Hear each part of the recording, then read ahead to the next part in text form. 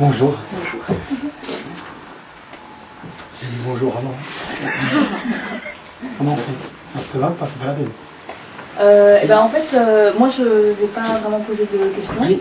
parce que donc, ce sont les étudiants qui sont là qui vont nous interviewer. On peut se présenter. Donc moi c'est Léonie. Moi c'est Lucie. Moi c'est Yondé. Ah, Voilà. Y-O-N-D-A-E. De quel T'es pays? habitué à l'écoler. Y. Non, de quel pays d'origine? Ah, la Corée du Sud. Voilà. D'accord, monsieur. Bonjour. Bonjour. Moi c'est François Compagnon. François. Ah, non, mais je n'ai pas de titre. Moi, c'est Étienne Courget. Donc on peut commencer par une question peut-être générale, en parlant de la grève. Donc pourquoi il y a eu cette grève, quelles étaient les revendications, comment ça s'est passé? Vous voulez parler de 67? Oui. Mais j'y étais pas. D'ailleurs on peut parler d'autre chose. Non, mais j'étais pas, mais j'étais à Besançon. Et j'ai manifesté avec eux, dans leur rang, parce qu'ils appelaient la population à manifester. Et j'ai commencé à militer à ce moment-là. J'ai organisé des collectes pour soutenir les ouvriers de la Rhodia. Mais on ne venait pas vraiment à Rhodia parce que, contrairement à 68, en 67, ils étaient barricadés. Ils avaient branché les lances incendie parce qu'ils avaient toujours peur que la direction envoie des chefs, des jaunes, enfin des gens pour briser le piquet de grève. Et donc c'était vraiment une forteresse. Alors que 68, toutes les usines étaient ouvertes, ça jouait aux quilles, ça jouait aux cartes. Ça occupait bon enfant, c'était pas du tout pareil. Donc on les rencontrait dans les meetings, dans les manifestations, parce qu'ils se faisaient entendre. Et la particularité, c'est que tous les commerçants de Besançon étaient très solidaires des grévistes. C'était 2500 bonnes payes, meilleures payes de Besançon, qui étaient en jeu à ce moment-là, et donc les commerçants ont aidé, soutenu, et ils ne fermaient pas les rideaux pour protester contre les manifs. Enfin, ça se faisait comme à l'Alstom. Plusieurs années plus tard, lorsqu'il y a eu 2 mois de grève à l'Alstom à Belfort, les commerçants étaient économiquement solidaires, on va dire. Donc 67 c'est le début, mais je n'y étais pas précisément. Mais j'en ai entendu parler de la grève de 67 dans l'usine. Ah oui, après coup. Ah ben bien sûr, la grève de 67 a scindé l'usine en deux. Il y avait les grévistes et les contre, et ceux qui étaient contre.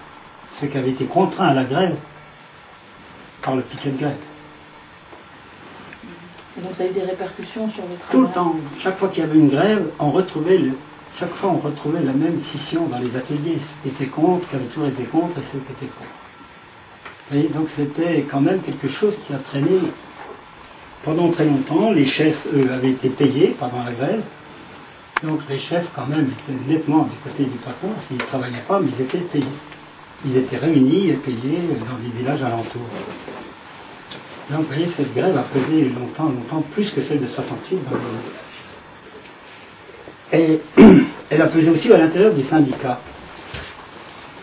Parce que lorsque je suis arrivé, j'étais jeune, il y avait les anciens, ceux qui avaient dirigé la grève, c'était dans le syndicat CNVP, qui était majoritaire.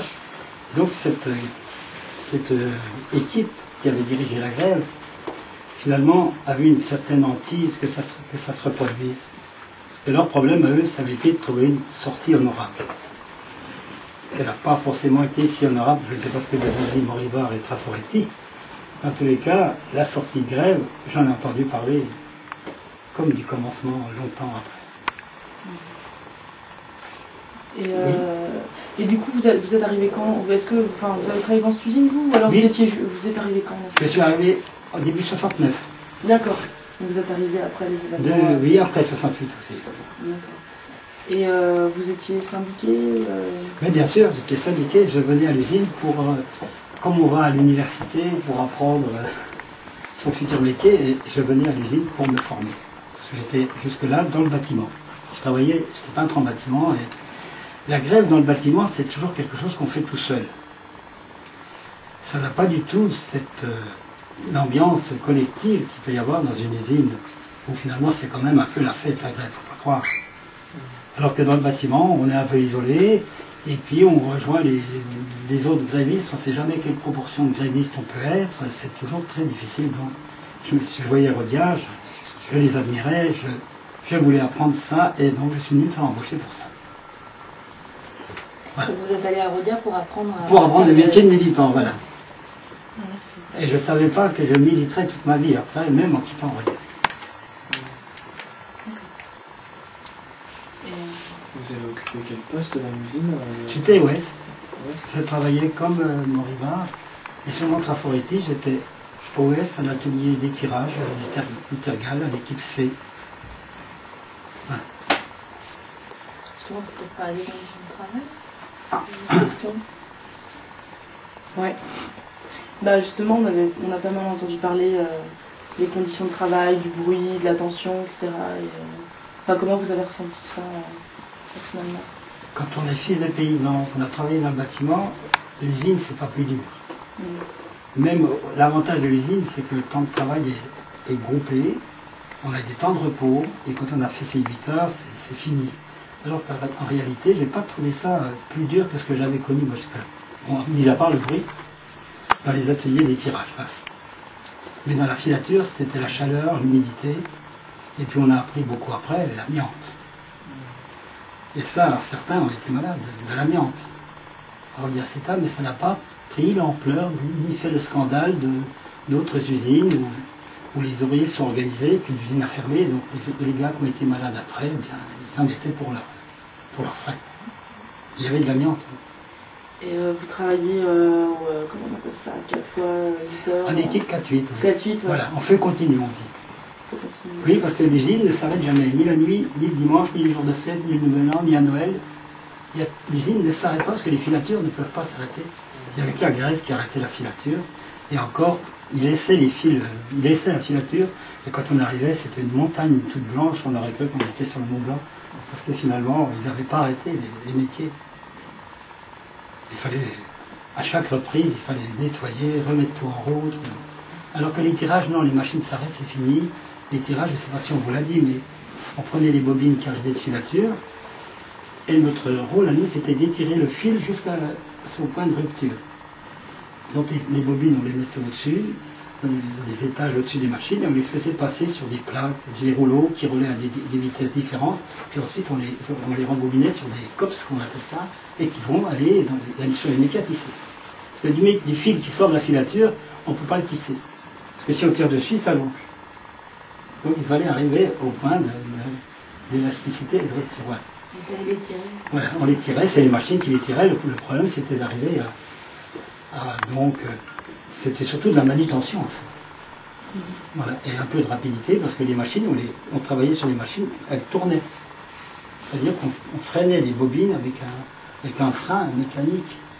Sinon, tout tournait, les machines ne s'arrêtaient pas, on faisait un quart de machine à la fois. Voilà, donc c'était ça que je faisais moi. Qu'est-ce que vous avez comme souvenir sonore de votre travail? Ce que je voulais vous dire, c'est que les gars chahutaient beaucoup. C'est peut-être propre aux équipes, aux usines où les gars travaillaient en équipe, parce qu'on était 4 équipes, de 300 environ. Ça faisait 1200 gars qui vivaient un peu dans un monde. Et donc toutes les équipes se connaissaient. Puis quand on travaillait, ils chahutaient beaucoup. Et le jeu favori, c'était de prendre l'alcool à brûler, puis à travers les machines, d'arroser le gars qui était en train de travailler. Parce que l'alcool à brûler, il séchait immédiatement. Et la sécurité à ce moment-là n'empêchait pas ce genre de choses, mais il chahutait beaucoup. Par contre, justement, on nous a beaucoup parlé d'une discipline très ferme, il y avait des gens qui surveillaient. Est-ce que ça vous l'avez ressenti aussi? Il y avait des chefs d'atelier, des chefs d'équipe, et il y avait peut-être aussi des gars qui étaient un peu proches de la direction, mais moi j'ai pas senti d'espionnage véritablement. Donc plutôt de supérieur hiérarchique. Oui, la maîtrise était très présente. D'autant plus qu'il y avait beaucoup de grèves, donc il y avait une pression ouvrier, direction. Je pense que c'est ça dont on a voulu parler. La discipline était ferme, stricte, c'est pour les horaires. On arrivait un quart d'heure en retard, la direction nous enlevait 1 heure. Mais si on arrivait 1 heure en retard, c'était pas la peine de venir, on était déjà remplacé. Donc à 4 heures du matin, si on arrivait à 5 heures, on pouvait rester chez nous, on perdait la journée. Voilà. Ça c'était peux vous dire qu'il y en avait très peu en retard. Donc vous voyez, c'est bien le feu continu, c'est-à-dire que si un gars n'est pas là, au bout d'une heure, il est remplacé. Ou alors on a arrêté sa machine, on a modifié le plan de travail de la journée. Alors, on n'avait même pas besoin de s'excuser, on revenait le lendemain. Et comment s'est passée la fin, la fin de la Rodière en fait? La fin de la Rodière, je ne l'ai pas vu moi. Vous êtes Vous pas- voyez, j'ai pas vu 67, j'ai pas vu la fin, je ne peux pas vous être ici. Je suis parti 3 ans après moi, en D'accord. 72. Ok. Vous êtes resté combien de temps dans les 3 ans. 3 ans. Mais ça commençait on commençait à entendre parler de la fin, Déjà. en 72, oui.